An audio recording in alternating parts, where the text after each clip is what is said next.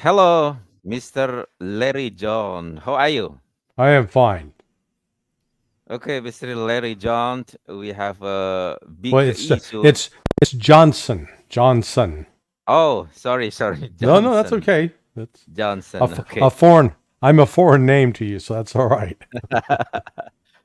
Okay, Larry C. Johnson. I'm sorry if I make a mistake. No, Occupation that's good. business consultant, commentator on national security, former intelligence officer, the U.S. Central Intelligence Agency, CEO and co-founder of BERG Associates. Is it right? Yes, very good. Okay, before we discuss this issue, let me give introduction.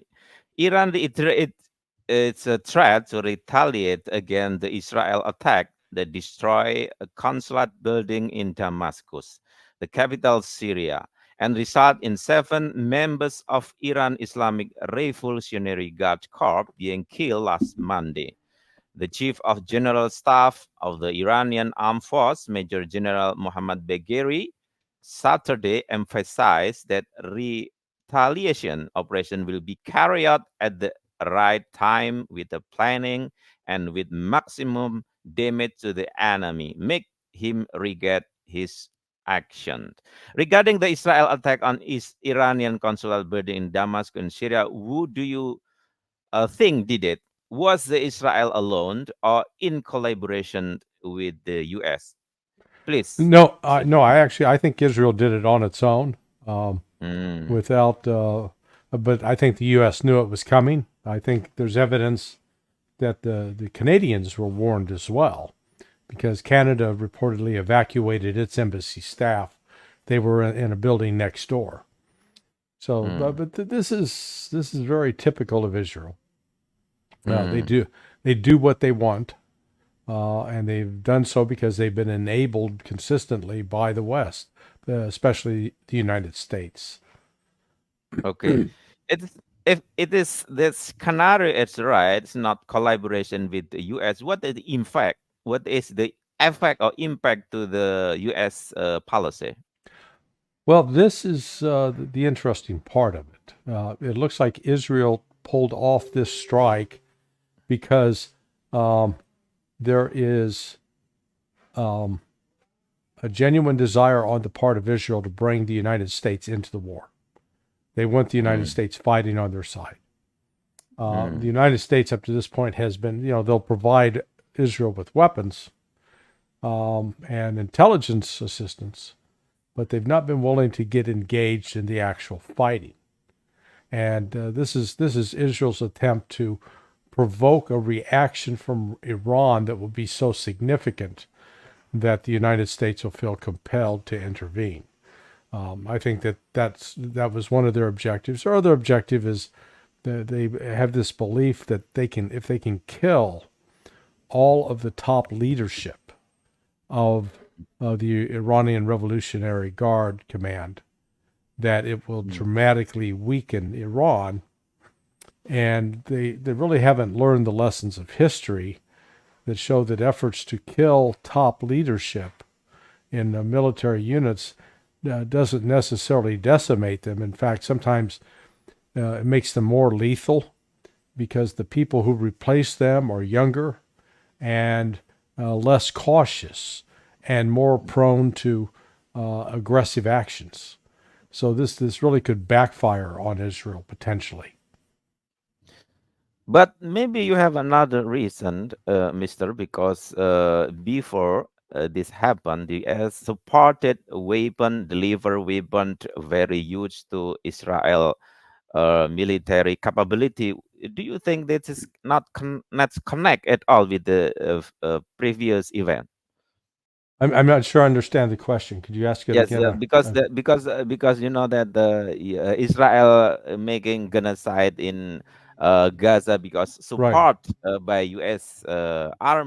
U.S. Army delivering weapons, etc., etc. Do you think this not connected at all with the attack of Israel to consulate Iran in Damascus? Not Well, connected at all. no. This look, Israel has been pretty. straight, up front. So I'm surprised that they've been so direct in saying that they plan to invade southern Lebanon. They plan to attack Hezbollah. And they keep talking about this openly. Now, I know there are some U.S. military analysts that I respect who argue that Israel doesn't want to do that, but I disagree with them. And Israel's intent is to expand the war because, in part, hoping to bring in the United States, but they also are very keen on wanting to destroy Iran. And then going after Hezbollah, they see as a way to do that. What the Israelis fail to understand, to grasp, is that the last time they tried to invade southern Lebanon in 2006, they were basically defeated. Hezbollah defeated them. And I believe that Hezbollah today is in a much stronger military position than they were 17, 18 years ago in 2006. So they're a much stronger force, and Israel will once again and perhaps face an even worse defeat than they experienced in 2006. If it has happened coincidence, so not intention, not really intention from the Israel strategy. So do you think that at least let's say that the waging war and wider war will happen between Israel and Iran directly. So do you think Yeah. U.S. have another strategy to help Israel? No, Israel talks about trying to have a direct confrontation with Iran. Mm. Problem is, Iran has refused to take the bait. This latest attack in Damascus is not the first assassination and terrorist attack on IRGC personnel, senior personnel. It's happened several times in the last 6 months, and then go back to the U.S. attack on General Soleimani. Iran also has been a victim of terrorism, even though it's the West mantra is that Iran's the greatest sponsor of terrorism. That's just, it's not the case.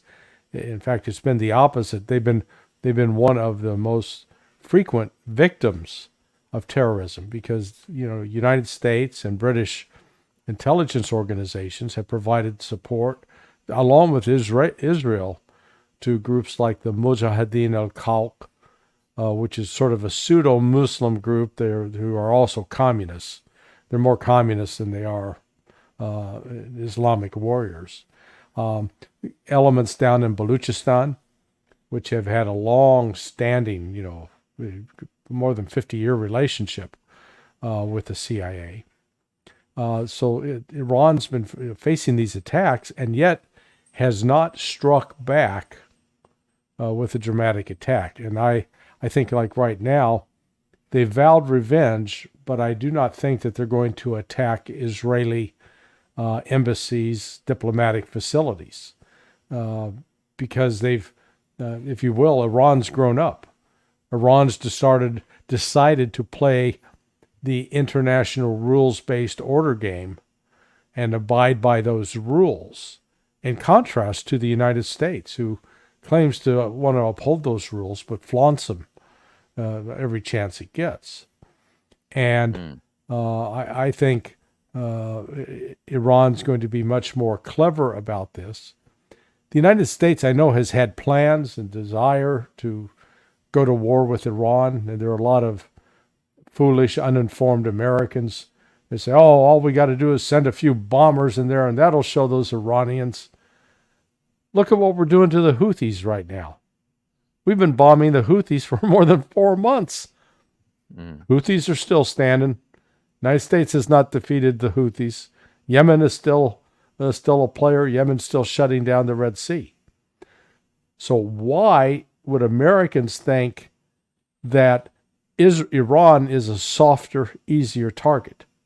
It's just foolish, silly. Mm. So I think what you're seeing right now is Israel is in a bit of a dilemma. The war in Gaza, the genocide underway there, they really thought they could kill their way out of this. They would kill enough Palestinians, starve them, destroy all of the infrastructure, and force the Palestinians out of that land. And once they're out, then Israel can take it. That's Israel's game.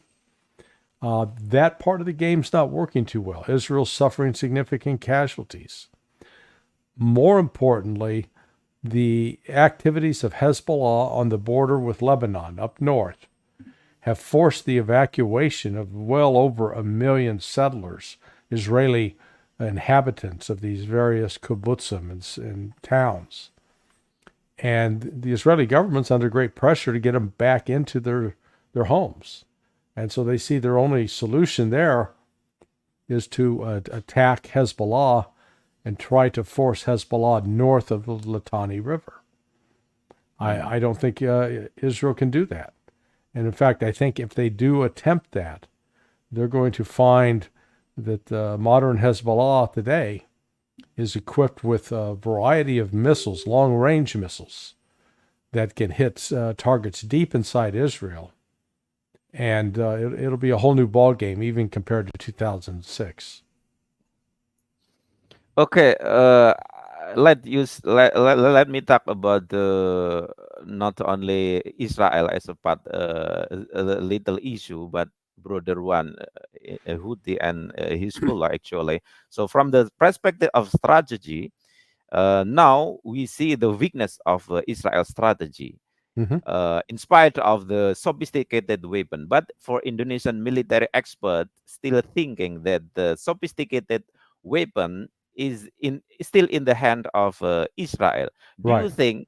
Do you think a sophisticated weapon of Israel belong to Israel now can save Israel itself No, no. without U.S. help? No, Why? war, yeah, if even is, the Israelis, they don't even understand von Clausewitz and his writings, that, Mm, war is a form of politics. And in fact, you can't, war is not just about who's got the best weapons and who can kill the most people. That's one element of it. mm, But what happens on the political side and what Israel has done, its strategy has been to destroy the Palestinian people, period. mm, And it's a very short-sighted strategy because it was counting on the Egyptians, the Jordanians, the Turks, the Saudis, and frankly, Indonesians and Malaysians not caring, that Muslims around the world would not care about the fate of the Palestinian people. mm, Well, that started to change this last week when the Israelis killed those 7 aid workers from the World Central Kitchen, an organization set up by Jose Andres. It now looks like at least 3 of the members of that group that were killed were, let's call them intelligence officers. 2 of them were former British Special Air Service, SAS. The other gentleman, I forget his name, but he was also had ties to military intelligence. And I think they were being used to collect intelligence on the location, trying to locate hostages and, just pick up whatever information they could as they were going around. Well, the Israelis deliberately killed them. Now, mm, it may be that the Israelis who made the decision to kill these aid workers didn't realize that they were intelligence operatives connected to the United Kingdom. But mm, it has now enraged the English and the Canadians and the Poles, and even created additional upset, anger on behalf of the United States, with even Nancy Pelosi, that crazy old woman, calling for an arms embargo on Israel. So this is what I mean, that, yeah, Israel's got great technology. They have nuclear weapons. But if they wind up being so completely politically isolated, they're very, very, very, very vulnerable. Turkey, for example, this is one of the complaints I've had about Erdogan. He has made a lot of statements allegedly supporting the Palestinians, condemning the Israelis, but he allows oil to flow through Turkey going to Israel. Cut the oil off. Cut off Israel's oil. They won't last. They'll be forced to change their strategy. They'll be forced to come to the table. There is no doubt that they view the Palestinians as subhumans, that it's like squashing bugs, insects that you kill that are molesting you. That's how Israel views them, and frankly, the rest of the world has, spoken with some outrage, but not a lot. And Israel has been able to continue this. I think they've now reached a point, because of the murder of these 7 aid workers. And basically, let's put it, they're white, they're Caucasian. So, as long as you kill brown people, it's okay. But boy, once you kill those Caucasians, oh, wait a second, we got to stop that. We got to put a stop to that. So that, it's awful to say, but that's, I think any objective outside viewer would look and say, the United States, the death of 100 Palestinian children should have been enough to say, hey, we need to shut down all arms trafficking to Israel. No, that didn't shut them down. Okay, Johnson, I want to elaborate how U.S. empire collapsed with the collapse of Israel in the same time. But before that point, I want to ask you about what is the relation between the security issue, and then to the collapse of the both two entity.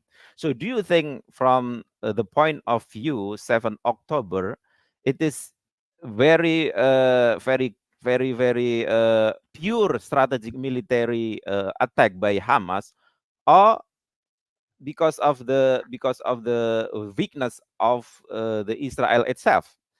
Because if we are talking about security of Israel, it is a part of security of NATO. It's part of security of United States itself, because the security of Israel is building by the expert of CIA, big U.S. Army, U.S. intelligence, etc., etc. What do you think? Well, let's first talk about what Hamas did. It was not it was not an undisciplined terrorist attack. It was a very disciplined military attack. It had 2 clear objectives.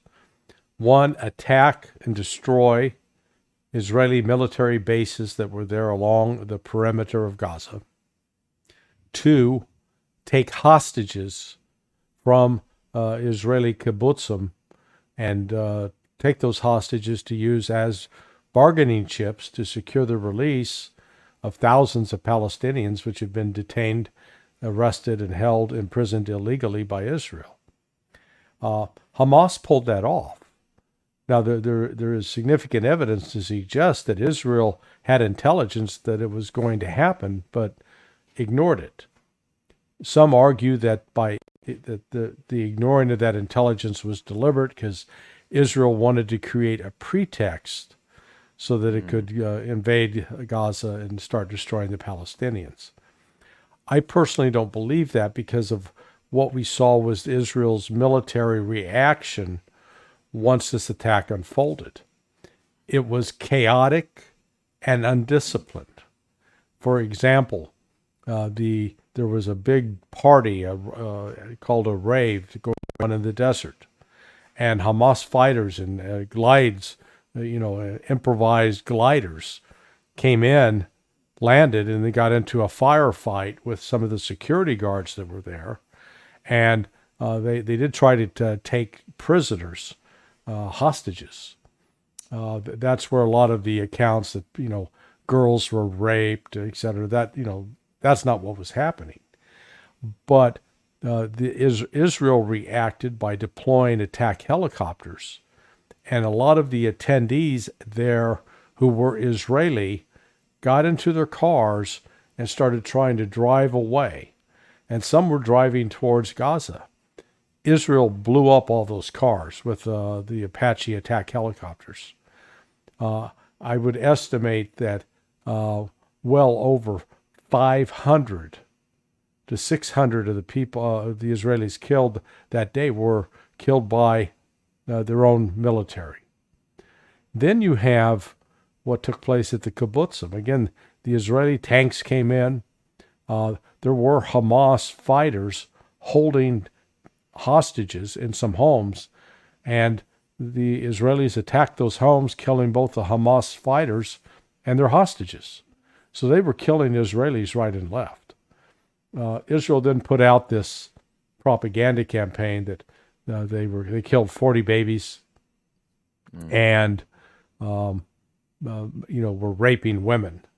It wasn't the case, but that was the story that came out.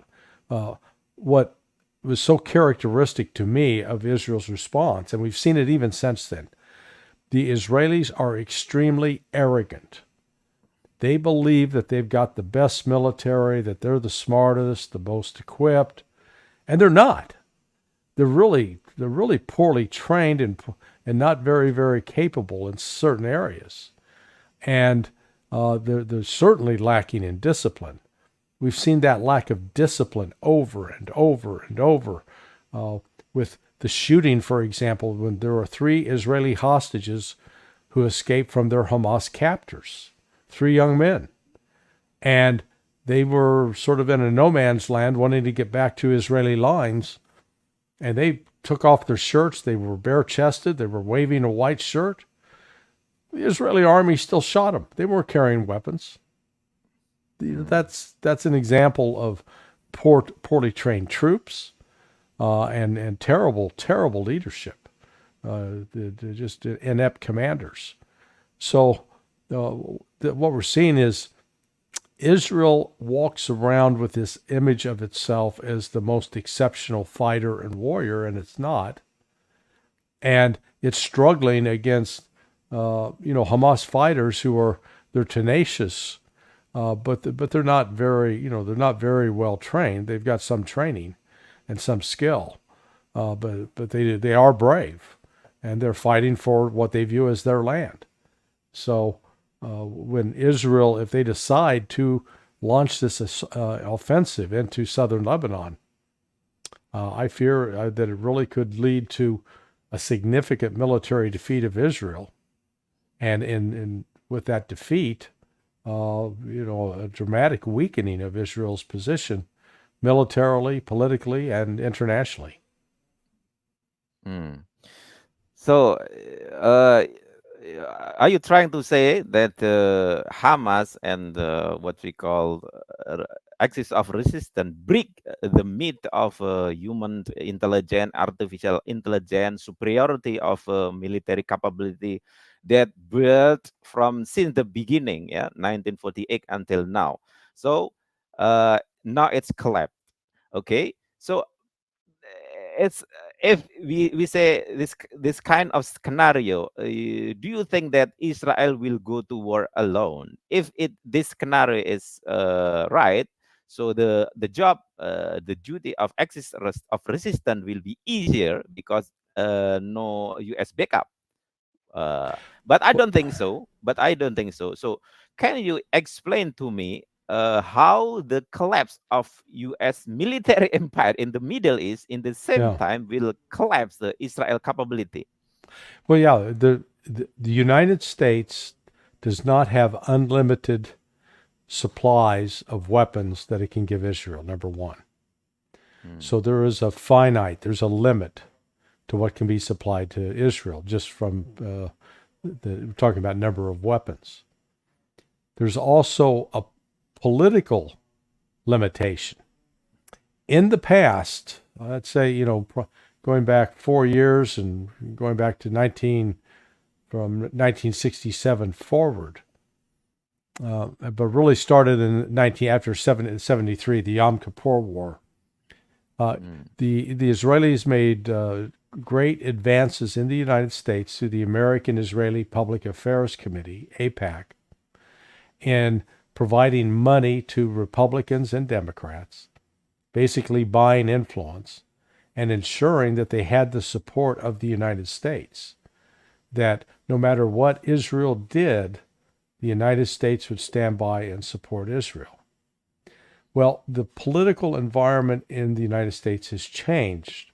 And in certain states, like Michigan, for example, there is a significant voting population of Arab Americans and Muslim Americans. And both the Arab, those of Arab heritage and those of Muslim faith are increasingly outspoken against the Biden administration for what they view as it's enabling the slaughter and the genocide against Palestinians.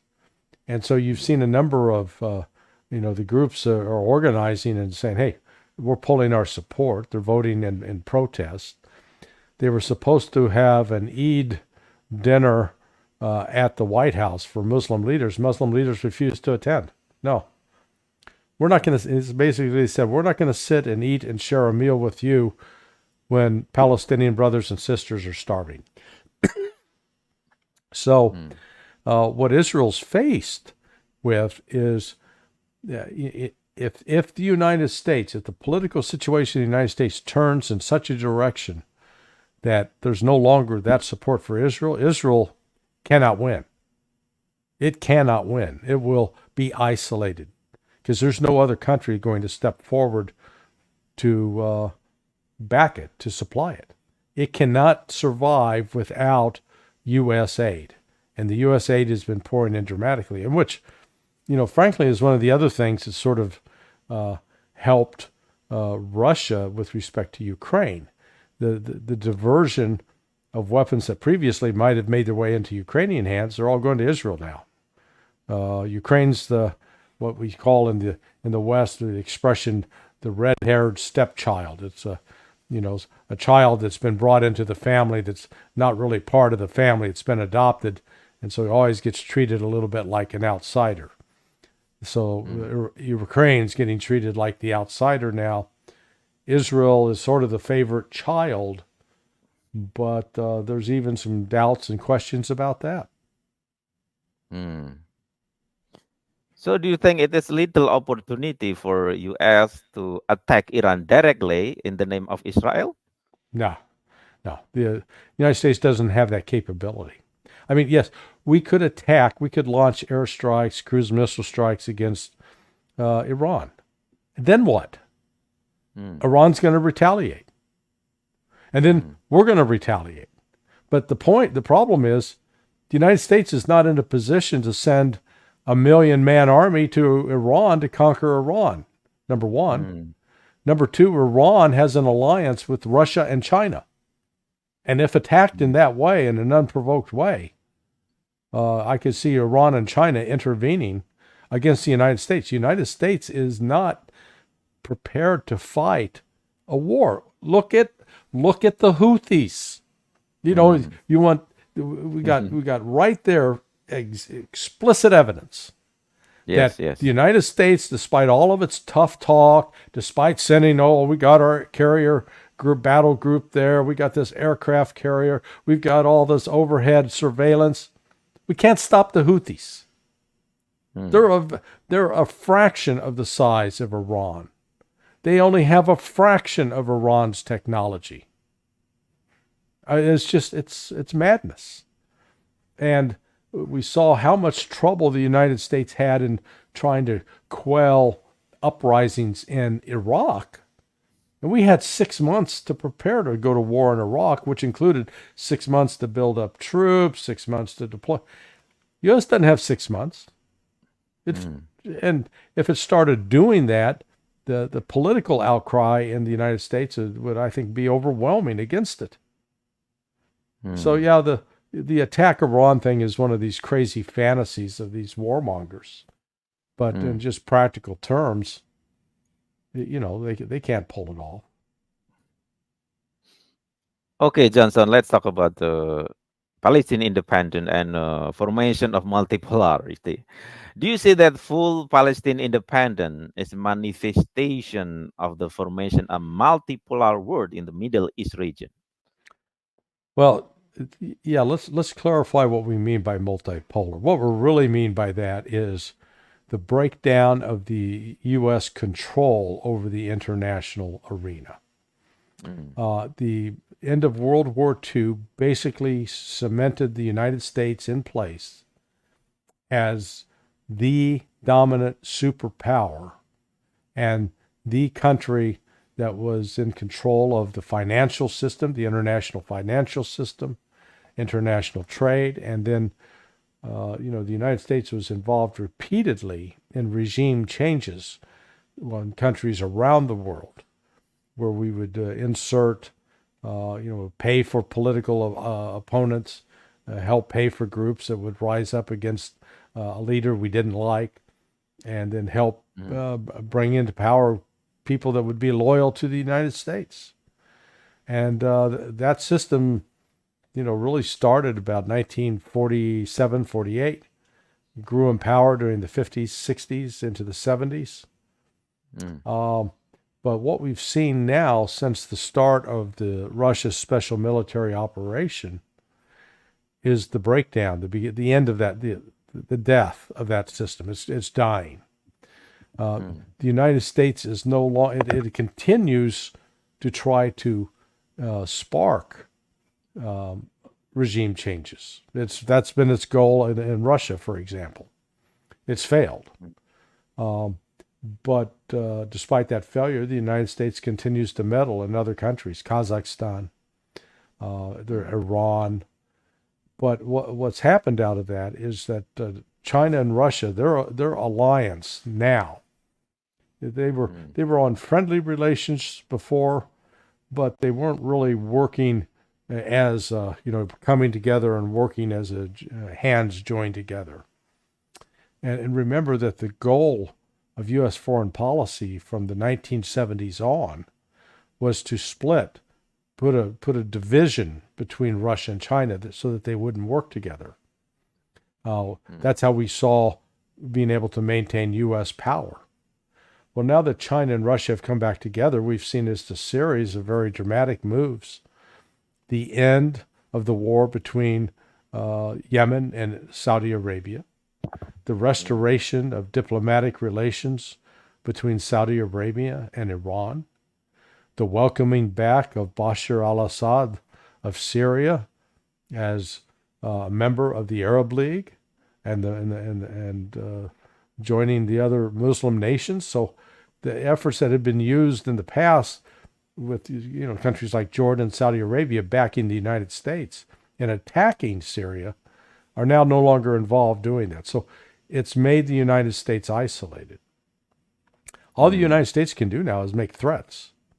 And in some cases, they can deliver on those threats and cause harm to a country, to a nation, to a people. But the days of the United States ruling the world are over, thankfully. Mm.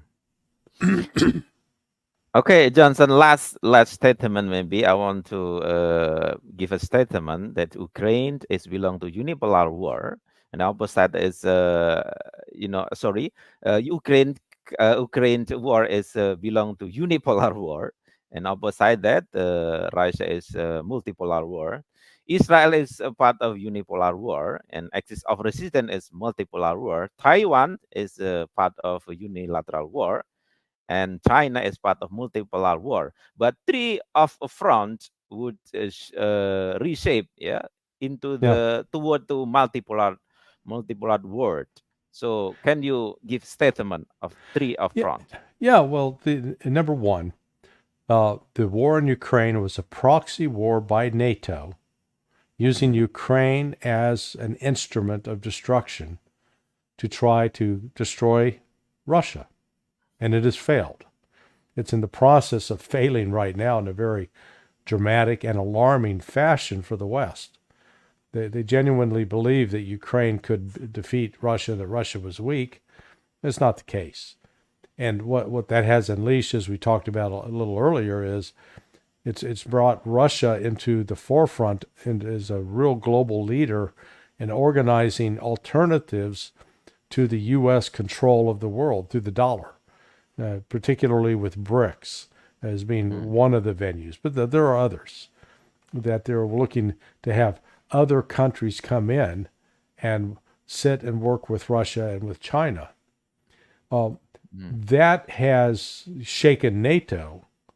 And then on top of it, then starts this war in Israel, which, I think if the United States had a choice in the matter, that they wouldn't have encouraged the war. But the Hamas attack precipitated it.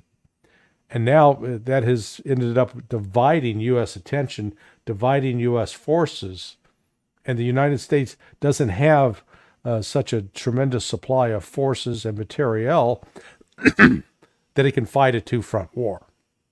So it has exposed the United States as really being the main power supporting Israel as it carries out international war crimes, which further damages the U.S. relationship. The whole business about Taiwan I find bizarre because there are eminent scholars like John Mearsheimer, and I have a lot of respect for John. But in fact, I'll probably write that up tonight. He was on Judge Napolitano's show the other day, and he was talking about that it is in the U.S. interest is to prevent China from becoming sort of, if you will, the hegemon in its region. Now think about that. There's basically, we want to prevent China, which is the largest, most populated state in that area, with India coming up as a close second, but from being able to exert influence over that region. Well, what is the United States? The United States insists upon being the hegemon and telling what goes on in Canada, what goes on in Mexico, what goes on in Central America. So it's like we want to be in charge of the world, to tell everybody else in the world how they have to live. But by God, they can't come tell us how we have to live. That becomes a casus belli, a reason for war. So I think what's going on is the world is restructuring with or without the United States. And those countries that continue to insist upon, basically bending the knee and being the colonial slaves of the United States, well, they'll continue to play in that system and will suffer, I think, some adverse consequences. Meanwhile, the two, Russia and China, who are always described in the West as these imperial powers intent on conquering the world, I simply say, look at the record of the last 100 years. How many countries did Russia go out to conquer? Russia took over a bunch of states, and as a consequence of World War II, and solidified its control in places like Poland, Czechoslovakia, Hungary, Romania, Bulgaria, Yugoslavia, because they wanted a buffer. Pure and simple. They had experienced, prior to World War II, they had already experienced at least 3 other wars against Russia from the West, so they wanted a buffer. But apart from creating that buffer, is the Soviets invaded Afghanistan, but that was it. They weren't out. Russia never established, a colony in Africa or in Asia where it was under the control of of their government. Same thing for China. Yes. Where's the Chinese colony in South America? There isn't one. Yet you've had, the British got the Malvinas, the Falkland Islands, the Brits, the French, the Germans, the Belgians, the Dutch, carved up Africa, divided Africa amongst themselves, fought over it, subjected those people to slavery. Ditto for India. The British took control of that, tried to take control of Pakistan, failed to take control of Afghanistan. And Mm. the West was constantly attacking China over the years. So the problem here, as I see it, is not that China and Russia are these threats to the Mm. West. That the only thing they threaten the West with is stopping the West from going Mm. out and meddling in the affairs of other countries. Okay, thank you, Mr. Larry John. We are running out of time, and I hope that we can discuss another time. And Yes. very valuable for my audience. Your explanation very detailed. Thank you very much, Larry Thank you, Johnson. Mohammed.